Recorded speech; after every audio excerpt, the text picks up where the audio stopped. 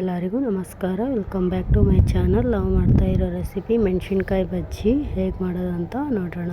ಮೆಣಸಿನ್ಕಾಯಿ ಬಜ್ಜಿ ಮಾಡೋದಕ್ಕೆ ಬೇಕಾಗಿರುವಂತಹ ಸಾಮಗ್ರಿಗಳು: 1 ಕಪ್ ಕಡಲೆ ಹಿಟ್ಟು ತೊಗೊಂಡಿದ್ದೀನಿ, ಹಾಗೆ ಸ್ವಲ್ಪ ಅಜಿವಾನ್, ಹಾಗೆ 8ರಿಂದ 10 ಹಸಿಮೆಣಸಿನ್ಕಾಯಿ, ಹಾಗೆ ಸ್ವಲ್ಪ ಉಪ್ಪು, ಹಾಗೆ ಸ್ವಲ್ಪ ಸೋಡಾ. ಈಗ ಒಂದು ಪಾತ್ರೆನ ತಗೋತಾ ಇದ್ದೀನಿ.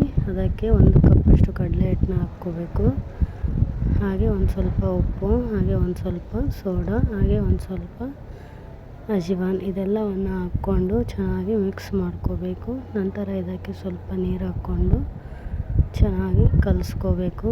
ಕಡಲೆ ಹಿಟ್ಟು ಗಂಟಿಲ್ಲದೆ ಥರ ಚೆನ್ನಾಗಿ ಸಾಫ್ಟಾಗಿ ಮಿಕ್ಸ್ ಮಾಡ್ಕೋಬೇಕು. ಇದೆಲ್ಲ ಮಿಕ್ಸ್ ಆದ ನಂತರ ಒಲೆ ಮೇಲೆ ಒಂದು ಕಡಾಯಿನ ಇಟ್ಕೊಂಡಿದ್ದೀನಿ. ಕಡಾಯಿ ಕಾದ ನಂತರ ಇದಕ್ಕೆ ಮೆಣಸಿನ್ಕಾಯಿ ಬಜ್ಜಿನ ಹಾಕ್ಕೋತಾ ಇದ್ದೀನಿ. ಈಗ ಮೆಣಸಿನ್ಕಾಯಿ ಬಜ್ಜಿ ಚೆನ್ನಾಗಿ ಫ್ರೈ ಆಗಿದೆ ಒಂದು ಸೈಡು, ಇನ್ನೊಂದು ಸೈಡ್ ಕೂಡ ಚೆನ್ನಾಗಿ ಫ್ರೈ ಆಗಬೇಕು. ಅದಕ್ಕೆ ತಿರುವು ಹಾಕ್ಕೋತಾ ಇದ್ದೀನಿ.